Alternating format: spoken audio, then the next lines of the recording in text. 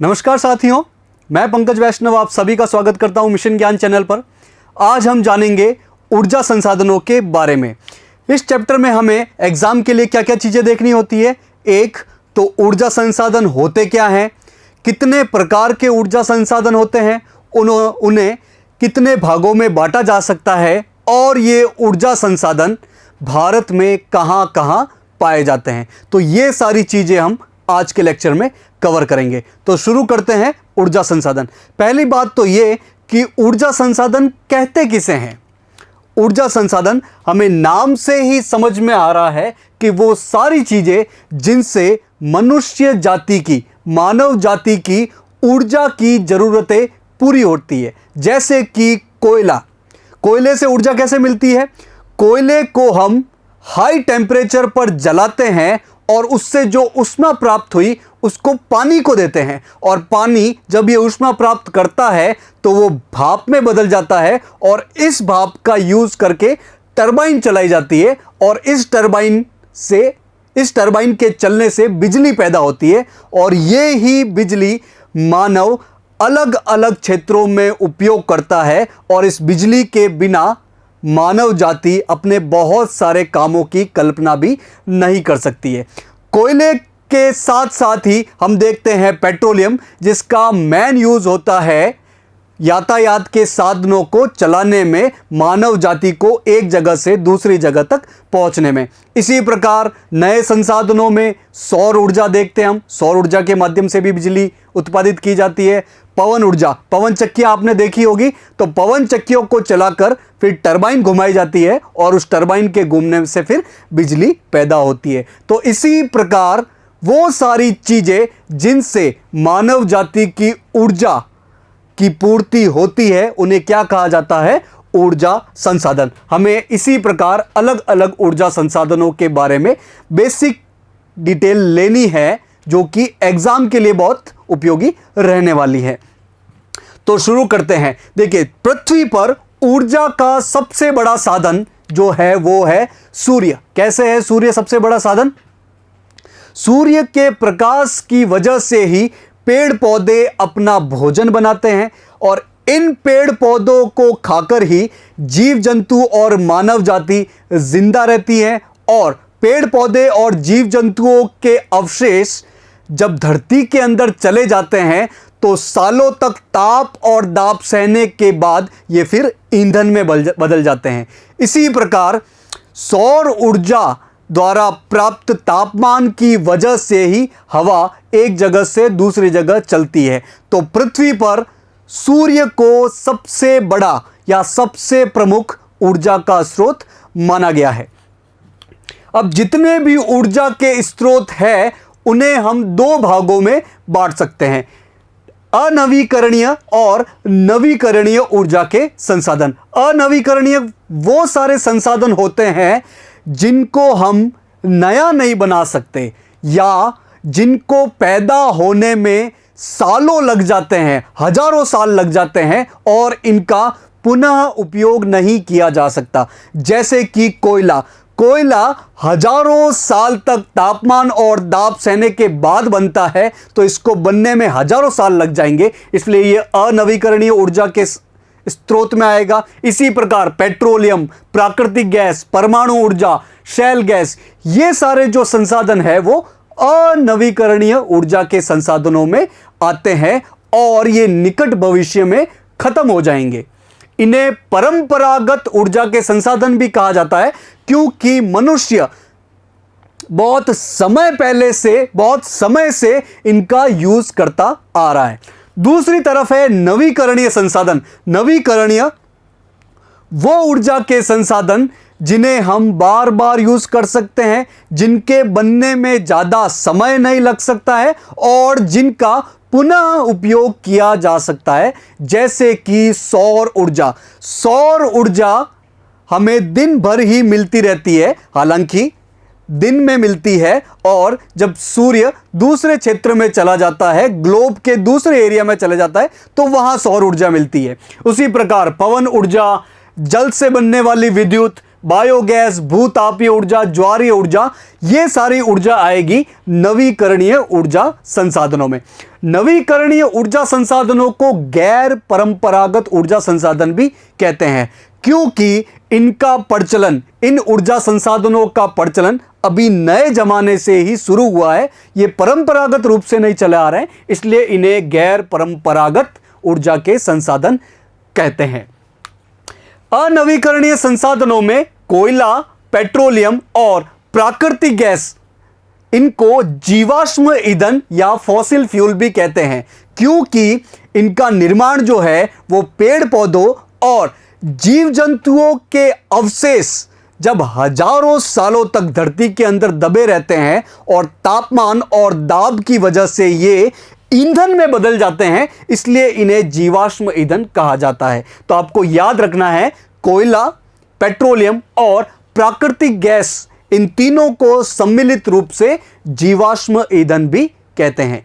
एक एक करके हम सारे ऊर्जा के संसाधनों को जानेंगे, परीक्षा उपयोगी सारे फैक्ट देखते हुए चलेंगे। तो सबसे पहले है कोयला। चूंकि कोयले का उपयोग बहुत सालों से, या यूं कहे कि सर्वप्रथम कोयले का ही यूज हुआ है ऊर्जा के संसाधनों के रूप में, और आज के जमाने में विश्व की अधिकतम ऊर्जा कोयले से ही पैदा की जाती है, और भारत का तो लगभग 60%, भारत अपनी जितनी भी ऊर्जा पैदा करता है उसका 60% आज भी कोयले से ही पैदा किया जा रहा है। हालांकि कोयले का उपयोग धीरे धीरे कम किया जा रहा है, क्योंकि वायु प्रदूषण में कोयले का बहुत बड़ा योगदान होता है, लेकिन फिर भी कोयला आज की तारीख में भी ऊर्जा का सबसे बड़ा संसाधन बना हुआ है। कोयले की उपयोगिता को देखते हुए कोयले को काला हीरा भी कहा जाता है, साथ ही इसे ईंधन खनिज भी कहा जाता है। ऐसा खनिज संसाधन है जो ईंधन के रूप में, ऊर्जा के रूप में यूज होता है, इसलिए इसे ईंधन खनिज भी कहते हैं। ये हाइड्रोकार्बन से बना हुआ होता है, हाइड्रोकार्बन होते हैं इसमें। तो एग्जाम में क्वेश्चन आए कि कोयले में कौन से रासायनिक तत्व होते हैं, तो हाइड्रोकार्बन होते हैं। भारत के संदर्भ में कोयले से रिलेटेड दो इंपॉर्टेंट फैक्ट है। क्या? एक तो कोयला खदानें, भारत में जितनी भी कोयला खदानें थी जिनसे कोयला निकाला जाता था, उनका 1972 में जब इंदिरा गांधी की सरकार थी तब उनका राष्ट्रीयकरण कर दिया गया। राष्ट्रीयकरण मतलब कि जो भी प्राइवेट कंपनियां हैं उनसे कोयले खदानों को छीन लिया गया और उनको सरकारी कंपनी बना दिया गया। तो इसे ही कहते हैं राष्ट्रीयकरण। जैसे आप जानते होंगे कि बैंकों का राष्ट्रीयकरण हुआ था 1969 में और 1980 में। तो राष्ट्रीयकरण मतलब कि सरकार के अधीन हो जाना चीजों का। तो कोयला खदानों का राष्ट्रीयकरण कब हुआ? 1972 में, जब इंदिरा गांधी प्रधानमंत्री थी।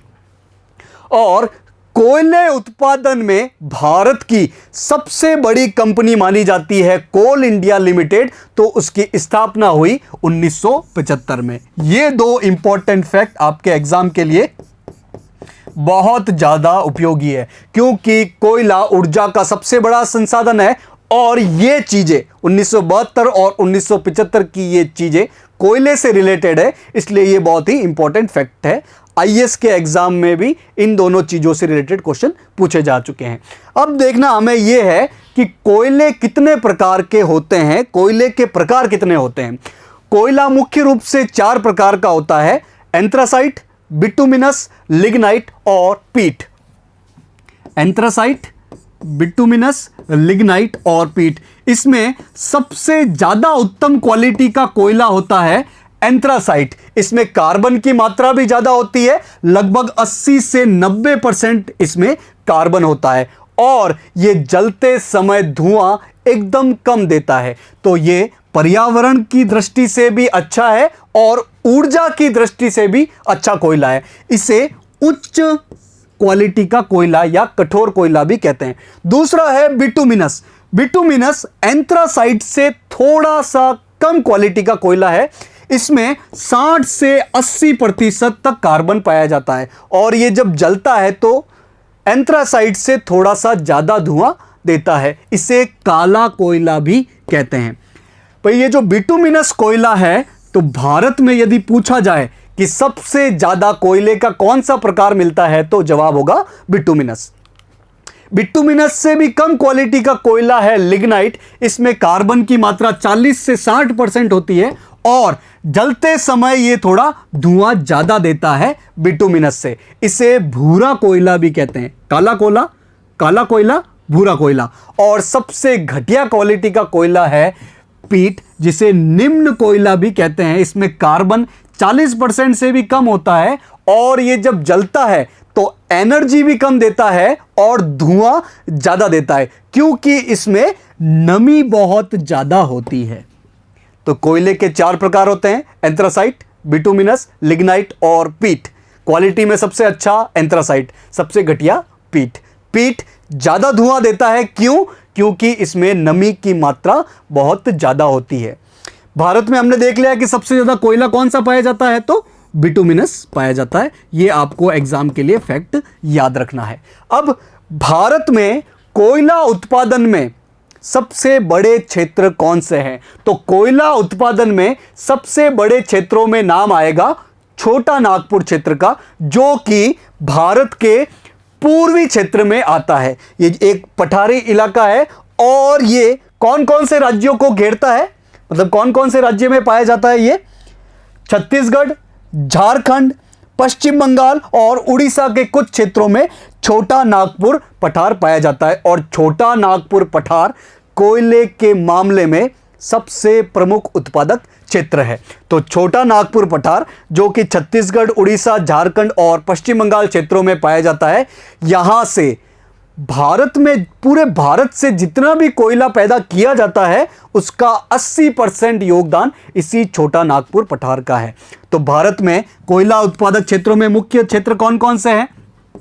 छत्तीसगढ़, उड़ीसा, झारखंड, पश्चिम बंगाल और मध्य प्रदेश। इन्हें मैप पर लोकेट करते हैं। कौन कौन से क्षेत्र हैं? छत्तीसगढ़, मध्य प्रदेश से अलग हुआ राज्य छत्तीसगढ़, इसके बाद छत्तीसगढ़ के पास है झारखंड, नीचे है उड़ीसा, ऊपर है पश्चिम बंगाल और यहां है मध्य प्रदेश। तो ये 5 क्षेत्र कोयला उत्पादन में भारत के प्रमुख क्षेत्र हैं। कोयले के बाद नंबर आता है पेट्रोलियम का। पेट्रोलियम जो कि प्राकृतिक रूप से, नेचुरल रूप से हमें एक काले गाढ़े पदार्थ के रूप में मिलता है, जिसे हम कच्चा तेल कहते हैं। पेट्रोलियम जैसे हम यूज करते हैं उस रूप में नहीं मिलता है, बल्कि ये काले गाढ़े पदार्थ के रूप में मिलता है, जिसे हम कच्चा तेल या क्रूड ऑयल कहते हैं। फिर क्रूड ऑयल को रिफाइनरी में रिफाइन किया जाता है, परिष्कृत किया जाता है और अलग अलग प्रकार के फिर प्रोडक्ट बनाए जाते हैं, जैसे कि पेट्रोल हो गया, डीजल हो गया, नेचुरल गैस हो गई, इसके अलावा पैराफिन वैक्स, एस्फॉल्ट, ये सारी चीजें बनाई जाती है। तो पेट्रोलियम और पेट्रोलियम से बनने वाले पदार्थों को कहा जाता है काला सोना। काला हीरा किसे कहा गया है? कोयले को कहा गया है। और काला सोना किसे कहा गया है? पेट्रोलियम और इससे बनने वाले पदार्थों को। अब पेट्रोलियम का रिफाइनरी में परिष्करण किया जाता है, रिफाइनमेंट किया जाता है। जैसे कि रिलायंस रिफाइनरी का आपने नाम सुना होगा। तो रिलायंस रिफाइनरी में ये जो कच्चा तेल मिला है उसको रिफाइन किया जाता है और उससे तापमान के आधार पर अलग अलग प्रोडक्ट बनते हैं, जैसे कि पेट्रोलियम गैस, जिसे हम टंकियों में भरकर फिर अपने घर में खाना बनाने के यूज में लेते हैं, एलपीजी जिसे कहा जाता है। इसके अलावा पेट्रोल, जिससे हम अपनी बाइक्स और कार चलाते हैं, केरोसिन, जो कि कुछ समय पहले खाना बनाने के लिए मैन ईंधन के रूप में बहुत ज़्यादा काम में लिया जाता था। इसके अलावा डीजल, जिससे भारी गाड़ियां चलाई जाती है, ईंधन तेल और लुब्रिकेटिंग ऑयल, एस्फाल्ट, ये सारी चीज़ें इस काले गाढ़े पदार्थ जिसे कच्चा तेल कहते हैं उसी से बनते हैं। तो भारत में मुख्य रिफाइनरी कौन कौन सी है, हमें उनके नाम और वो कौन से राज्य में है वो पता होना चाहिए। जैसे कि जामनगर रिफाइनरी, जो कि गुजरात में है, और किसकी है? ये रिलायंस की है। तो जामनगर रिफाइनरी आपको पता होना चाहिए कि गुजरात में है। इसके बाद उत्तर प्रदेश में है मथुरा रिफाइनरी। भाई मथुरा नाम उत्तर प्रदेश से जुड़ा हुआ है, तो मथुरा में जो रिफाइनरी है वो उत्तर प्रदेश में। डिगबोई रिफाइनरी, ये इंपॉर्टेंट है, ये असम में है। कोच्चि रिफाइनरी, दक्षिण भारत के केरल राज्य में है। हल्दिया रिफाइनरी पश्चिम बंगाल में है। विशाखापट्टनम आंध्र प्रदेश में है। पानीपत रिफाइनरी हरियाणा में है। बीना रिफाइनरी मध्य प्रदेश में है और बरौनी रिफाइनरी बिहार में है। तो हमें इन रिफाइनरी के नाम और उनकी लोकेशन पता होनी चाहिए, जिसमें सबसे इंपॉर्टेंट है आपकी जामनगर की रिफाइनरी और डिगबोई की रिफाइनरी। एक बार इनको हम मैप पर देख लेते हैं कि कौन सी रिफाइनरी कहां पर है, ताकि हमें याद करने में थोड़ी सी आसानी रहेगी। एक भारत का रफ मैप बना लेते हैं।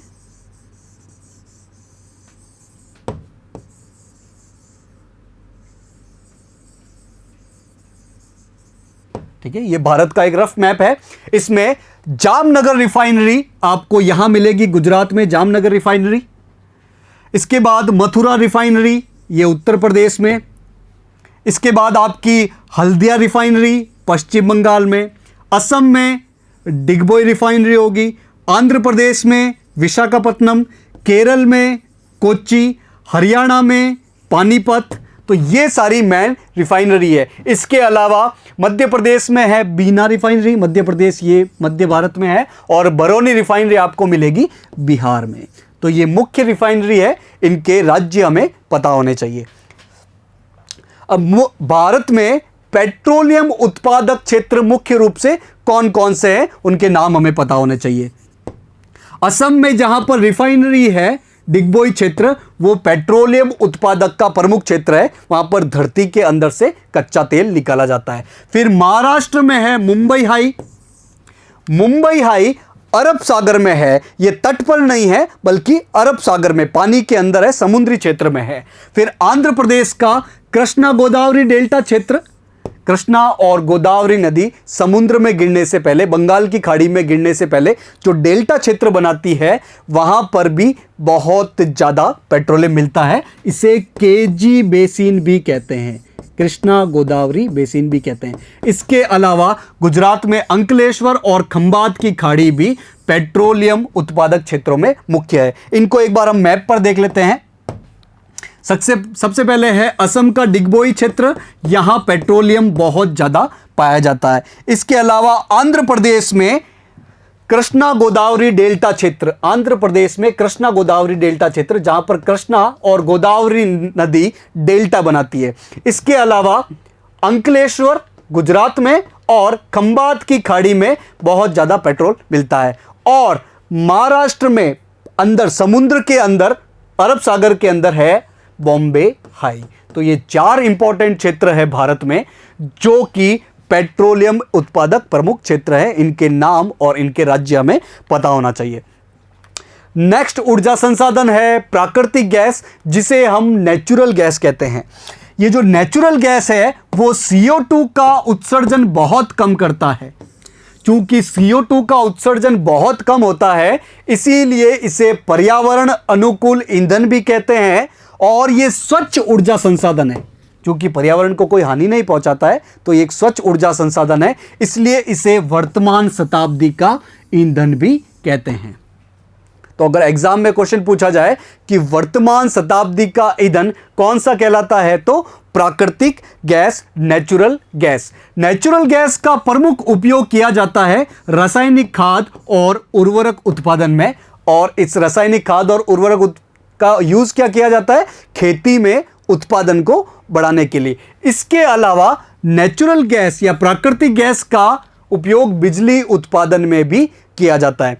भारत में प्राकृतिक गैस कहां मिलेगी, जहां जहां पेट्रोलियम मिलेगी वहां वहां प्राकृतिक गैस के भंडार भी पाए जाते हैं। जैसे कि मुंबई हाई, भाई मुंबई हाई में आपको पेट्रोलियम या कच्चा तेल भी मिला था, तो प्राकृतिक गैस भी यहां मिलेगी।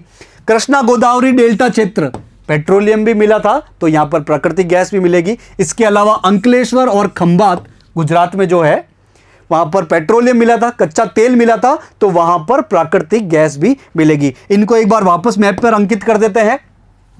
मुंबई हाई कहां है, मुंबई हाई ये मुंबई से थोड़ी सी दूरी पर है, लेकिन पानी में है, ये स्थल पे नहीं है। इसके अलावा आपका कृष्णा गोदावरी डेल्टा क्षेत्र जो कि आंध्र प्रदेश में है, कृष्णा और गोदावरी नदियों के डेल्टा द्वारा बनाया गया क्षेत्र। इसके अलावा अंकलेश्वर और खंभात जो कि गुजरात क्षेत्र में है, वहां पर प्राकृतिक गैस के भंडार बहुत ज्यादा पाए जाते हैं और उत्पादन भी बहुत ज्यादा किया जाता है। पेट्रोलियम की रिफाइनरी देखते वक्त हमने देखा था कि वहां पर एक पेट्रोलियम गैस भी मिलती है, और अभी हम जो पढ़ रहे हैं वो कौन सी है? वो नेचुरल गैस है, वो प्राकृतिक गैस है। तो इन दोनों में अंतर क्या है भाई? मुख्य रूप से हम इनका यूज सीएनजी और एलपीजी के रूप में लेते हैं। सीएनजी मतलब कंप्रेस्ड नेचुरल गैस, प्राकृतिक गैस को कंप्रेस्ड कर दिया गया है। वहीं एलपीजी का मतलब है लिक्विफाइड पेट्रोलियम गैस, यानी कि पेट्रोलियम गैस जो कि रिफाइनरी से मिलती है उसका लिक्विफिकेशन कर दिया गया है, उसको तरल भाग में बदल दिया गया है। सीएनजी गैसीय अवस्था में होती है, जबकि एलपीजी आपकी द्रव्य अवस्था में होती है। यह गैस है और यह द्रव्य है। सीएनजी में मुख्य रूप से मीथेन होता है और इसमें प्रोपेन होता है। तो आपको एग्जाम के लिए सबसे इंपॉर्टेंट फैक्ट यह है कि सीएनजी में मीथेन होता है और एलपीजी में प्रोपेन होता है।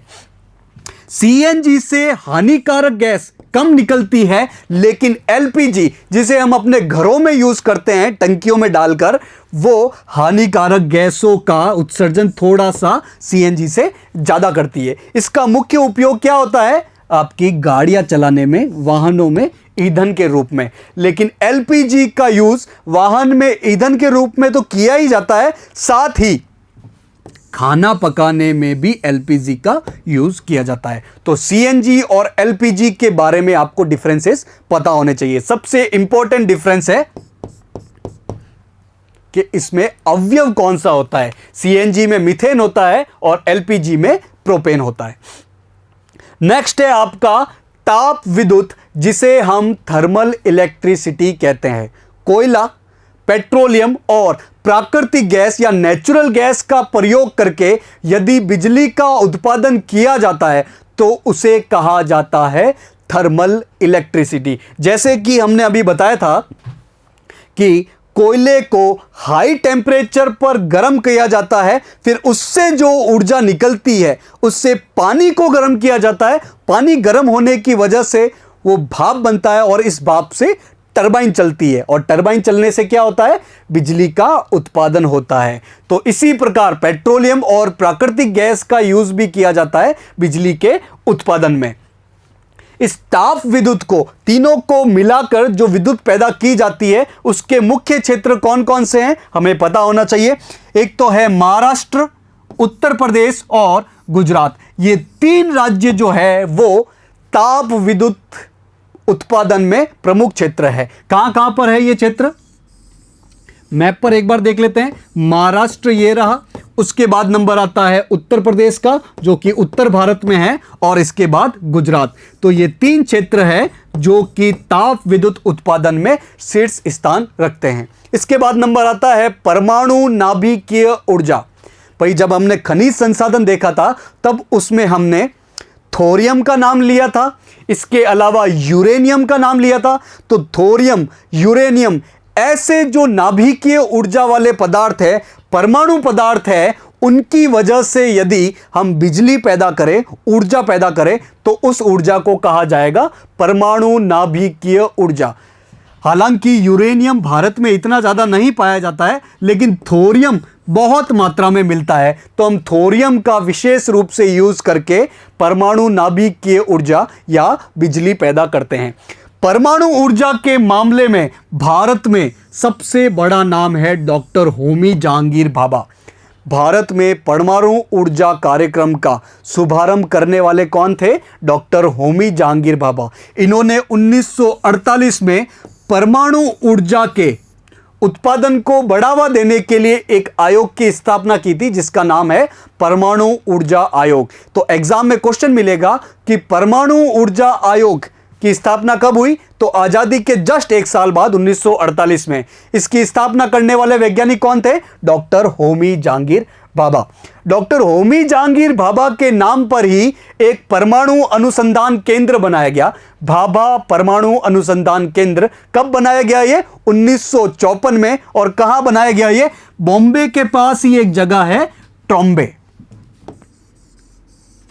बॉम्बे यहां पर पानी के किनारे, इसी का एक जुड़ा हुआ क्षेत्र है ट्रॉम्बे। तो भाभा परमाणु अनुसंधान केंद्र यानी कि बार्क कहां पर है? ट्रॉम्बे में है। और इसकी स्थापना कब हुई थी? 1954 में। क्योंकि ये परमाणु ऊर्जा से रिलेटेड है, इसलिए ये इंपॉर्टेंट चीज हो जाती है। ये दोनों ही चीज इंपॉर्टेंट है।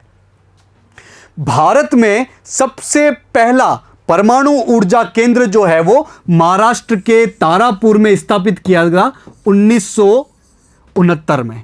तो आपको यह फैक्ट याद रखना है कि भारत में प्रथम परमाणु ऊर्जा केंद्र, मतलब परमाणु के माध्यम से हम बिजली पैदा कर रहे हैं। भाई परमाणु बम अलग चीज हो गई, लेकिन परमाणु के माध्यम से, परमाणु ऊर्जा के माध्यम से बिजली पैदा करना अलग चीज है। तो ऐसा बिजली घर जहां पर परमाणु ऊर्जा के माध्यम से बिजली पैदा की गई, वो पहला था तारापुर, जो कि 1969 में स्थापित किया गया था। अब भारत के कुछ और परमाणु केंद्र है, इंपॉर्टेंट परमाणु केंद्र, उनकी लोकेशन, उनके राज्य हमें पता होने चाहिए।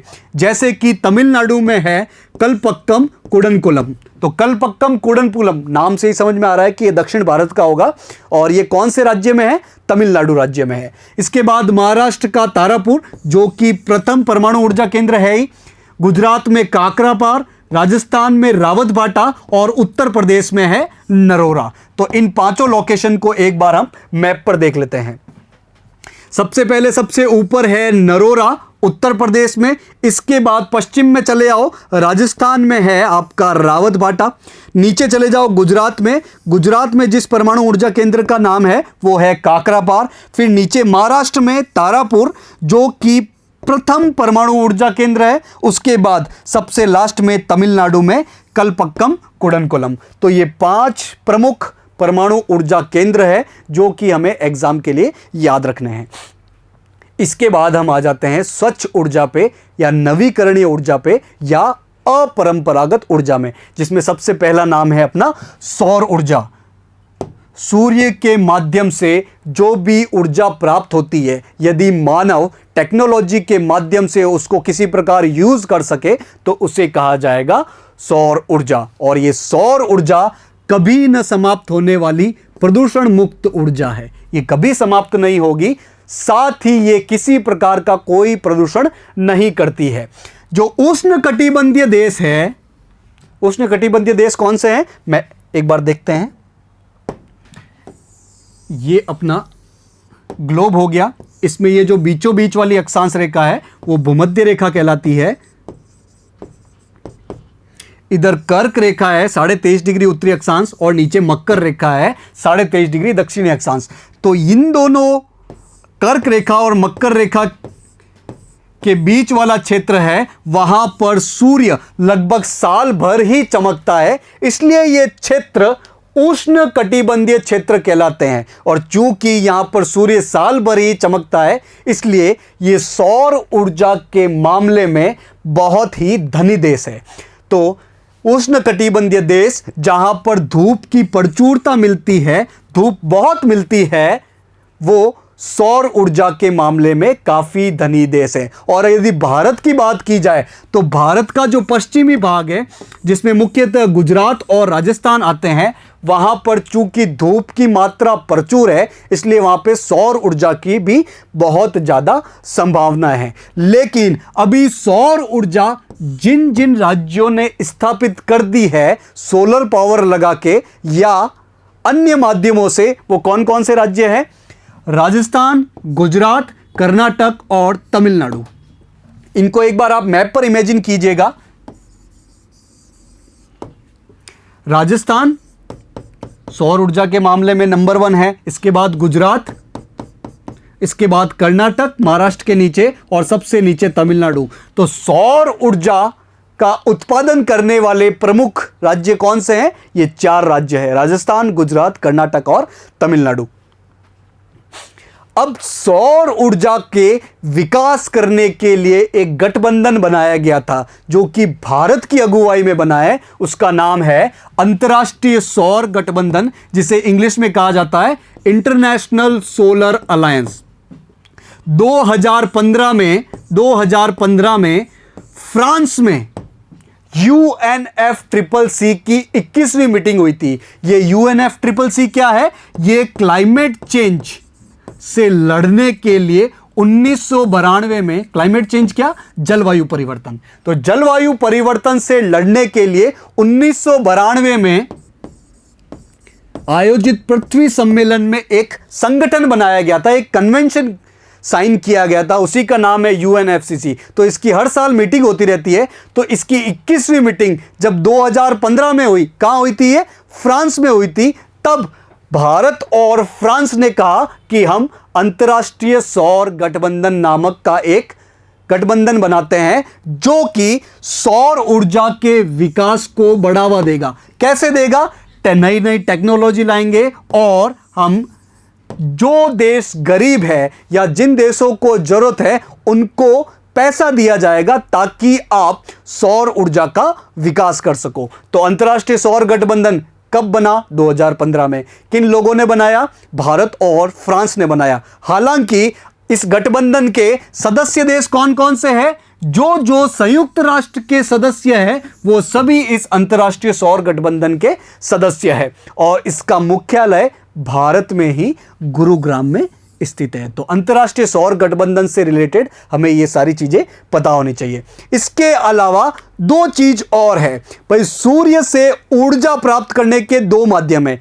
एक माध्यम तो जिसे हम आम रूप से जानते ही है वो है सोलर फोटोवोल्टिक, जिसमें आपने देखा होगा छतों के ऊपर इस तरह के सोलर पैनल लगे होते हैं और ये सोलर पैनल सूर्य की ऊर्जा को सीधा ही बिजली में चेंज कर देता है, सीधा ही बिजली में परिवर्तित कर देता है। लेकिन सोलर से, सूर्य से ऊर्जा प्राप्त करने का एक दूसरा तरीका भी है जिसे सोलर थर्मल या सोलर तापीय कहा जाता है, जिसमें सूर्य की ऊर्जा को इन शीशों पे, इन दर्पण पे लिया जाता है और इन दर्पण से जो रिफ्लेक्टेड एनर्जी होती है उसके माध्यम से पानी को एनर्जी दी जाती है और पानी को जब एनर्जी मिलेगी तो वो भाप में बदलेगा और इस भाप के माध्यम से टरबाइन चलाया जाएगा और टरबाइन चलने से फिर बिजली उत्पादन होगी।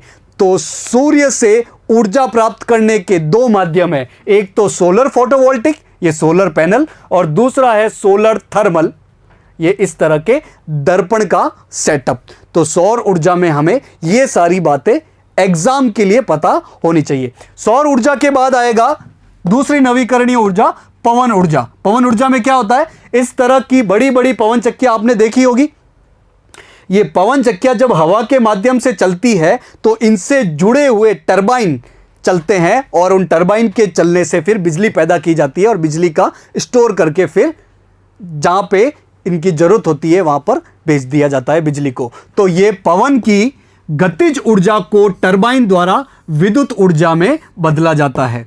और गुजरात में एशिया का सबसे बड़ा पवन ऊर्जा संयंत्र लग चुका है। भारत के गुजरात में पूरे एशिया का सबसे बड़ा पवन ऊर्जा संयंत्र लगा हुआ है। तो एग्जाम में क्वेश्चन आएगा कि एशिया का सबसे बड़ा पवन ऊर्जा संयंत्र कहां पे है? तो गुजरात में। गुजरात कहां पर है?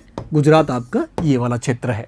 इसके अलावा तमिलनाडु में भी पवन ऊर्जा के से रिलेटेड बहुत अधिक क्षमता है, क्योंकि ये दोनों ही समुद्र के किनारे स्थित है और समुद्र के किनारे स्थित होने का लाभ क्या है कि वहां पर बहुत ज्यादा पवन चलती है और इन पवन का यूज किया जाता है पवन ऊर्जा बनाने में। और अभी पवन ऊर्जा जहां जहां पर लग चुकी है, पवन ऊर्जा उत्पादन में जो जो क्षेत्र टॉप पर है वो है तमिलनाडु दक्षिण भारत में, गुजरात देख ही लिया है हमने, कर्नाटक दक्षिण भारत में, महाराष्ट्र गुजरात के नीचे और आंध्र प्रदेश। इनको एक बार हम मैप पे लोकेट करते हैं। तमिलनाडु ये रहा, गुजरात इस तरफ है, इसके अलावा कर्नाटक कहाँ है? ये महाराष्ट्र के नीचे, फिर महाराष्ट्र और आंध्र प्रदेश। तो ये पूरी ही लाइन किसमें है? पवन ऊर्जा के उत्पादन में, पवन ऊर्जा उत्पादन क्षमता में शीर्ष राज्य है। पवन ऊर्जा के बाद देखना है हमने जल विद्युत। जल विद्युत कैसे पैदा की जाती होगी? आपने नाम सुना होगा बांधों का। तो बांधों के माध्यम से पानी को रोका जाता है, बांधों के माध्यम से पानी को रोका जाता है और फिर धीरे धीरे पानी को छोड़ा जाता है। तो पानी को जब आप छोड़ोगे तो बीच में टरबाइन लगा दिया जाता है। पानी के छोड़ने से टरबाइन घूमेगा और टरबाइन घूमने से क्या पैदा हो जाएगी? बिजली पैदा हो जाएगी। तो जल विद्युत, जल के माध्यम से इलेक्ट्रिसिटी पैदा करना है, जल के माध्यम से विद्युत पैदा करना है। यह भी एक विद्युत पैदा करने का एक सस्ता साधन है, नवीकरणीय है, पर्यावरणीय हितैषी है और सस्ता साधन तो है ही। देश में सर्वाधिक जल शक्ति क्षमता ब्रह्मपुत्र नदी के बेसिन में है। चूंकि ब्रह्मपुत्र नदी का जो बहाव क्षेत्र है वो बहुत ज़्यादा ढलान वाला क्षेत्र है और चूंकि ढलान वाला क्षेत्र है तो वहाँ पर ये जल विद्युत उत्पादन करने की क्षमता भी बहुत ज़्यादा होगी। भारत में पहला जल विद्युत संयंत्र कहाँ पर लगा है? ये पश्चिम बंगाल के दार्जिलिंग में लगा है और ये आज़ादी से करीब करीब 50 साल पहले ही लगा दिया गया था, 1897। दार्जिलिंग कहाँ पर है?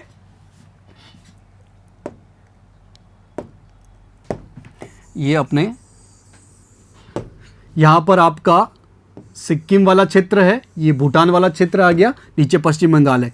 तो ये पश्चिम बंगाल के सबसे उत्तरी हिस्से में आएगा दार्जिलिंग। और दार्जिलिंग में क्या हुआ था? भारत का पहला जल विद्युत संयंत्र लगा था। कब लगा था? 1897 में। तो ये था जल विद्युत से रिलेटेड बात। अब आते हैं हम बायोगैस। बायोगैस आपने नाम सुना होगा कि जो भी आपके रसोई से अपशिष्ट पदार्थ निकलते हैं या खेतों के जो अपशिष्ट पदार्थ है या गायों के गोबर है, मलमूत्र है, इनको बैक्टीरिया द्वारा इनका अपघटन किया जाता है और इनकी वजह से जो गैस बनती है उसे ही कहते हैं बायोगैस। और बायोगैस के साथ साथ इसमें जैविक खाद भी मिलती है। तो बायोगैस मतलब जो भी बायोलॉजिकल पदार्थ है, जो बायोलॉजिकल अपशिष्ट है, उनके अपघटन से, किनके द्वारा अपघटन किया जाता है? बैक्टीरिया द्वारा अपघटन किया जाता है और अपघटन से जो गैस मिलती है उसे बायोगैस कहा जाता है। तो ये कैसे बनती है? जैविक अपशिष्ट जो भी है, चाहे वो रसोई का अपशिष्ट हो, चाहे मृत पेड़ पौधे हो, पत्तियां हो, पशुओं का गोबर हो या जंतुओं के अवशेष हो, उनका गैसीय ईंधन होता है बायोगैस।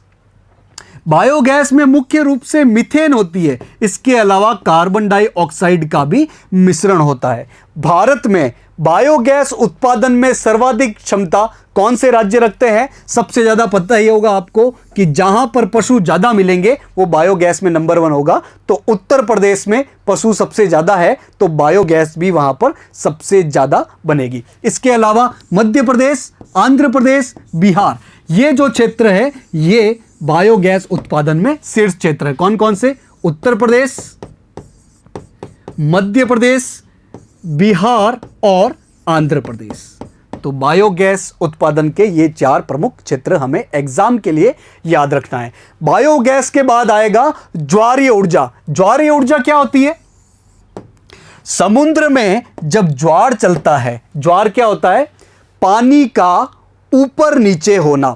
समुद्र में अगर आप समुद्र तट पे गए होंगे कभी तो दिन में 2 बार पानी का स्तर ऊपर होता है, पानी का स्तर ऊपर होता है और दिन में 2 बार पानी का स्तर नीचे होता है। तो पानी के स्तर का ऊपर नीचे होना क्या कहलाता है? ज्वार भाटा कहलाता है, जो कि सूर्य और चंद्रमा की वजह से यह स्थिति पैदा होती है।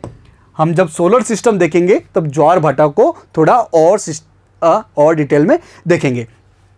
तो ज्वार भाटा से हम ऊर्जा कैसे प्राप्त कर लेते हैं? भाई जब इसका पानी ऊपर आ जाए तब इसको स्टोर कर लो और यहां पर एक टरबाइन लगा लो और फिर धीरे धीरे इस पानी को छोड़ो। तो ये पानी जब छूटेगा तो टरबाइन घूमेगी और टरबाइन घूमते ही क्या पैदा हो जाएगी? बिजली पैदा हो जाएगी। तो ज्वार के ऊपर या नीचे होने से हम जो ऊर्जा पैदा करते हैं उसे कहा जाता है ज्वारीय ऊर्जा और इंग्लिश में जिसे कहा जाता है टाइडल एनर्जी। तो ज्वार के उठने गिरने तथा लहरों से संचालित यंत्रों से उत्पन्न विद्युत ऊर्जा को क्या कहा जाता है? ज्वारीय ऊर्जा। ज्वारीय ऊर्जा उत्पादन के प्रमुख संभावित क्षेत्र भारत में कौन कौन से?